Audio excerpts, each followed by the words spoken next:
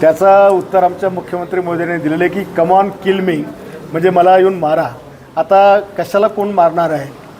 आणि ज्यांचे स्वतःचेच दिवस संपत आलेले त्यांना मारायची काय गरज आहे?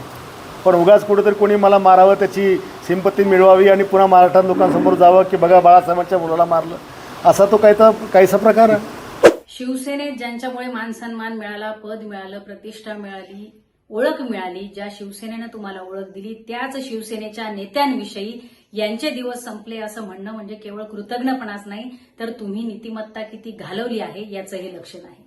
शिवसेनेच्या नावावर माननीय पक्षप्रमुख उद्धव बाळासाहेब ठाकरे यांच्या नावावर आणि आधारावर जी लोक मोठी झालीत, आज त्याच लोकांनी महाराष्ट्राच्या अस्मितेला गालबोट लावण्याचं काम केलेलं आहे.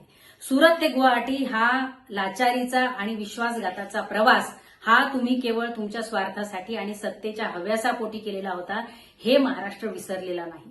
आज मतांच्या आधारावर लोकशाहीची गळचेपी करण्याचं काम आपण लोक करत आहात आणि हे बुलडाणा विधानसभा मतदारसंघासह सगळा महाराष्ट्र उघड्या डोळ्यांनी पाहतोय.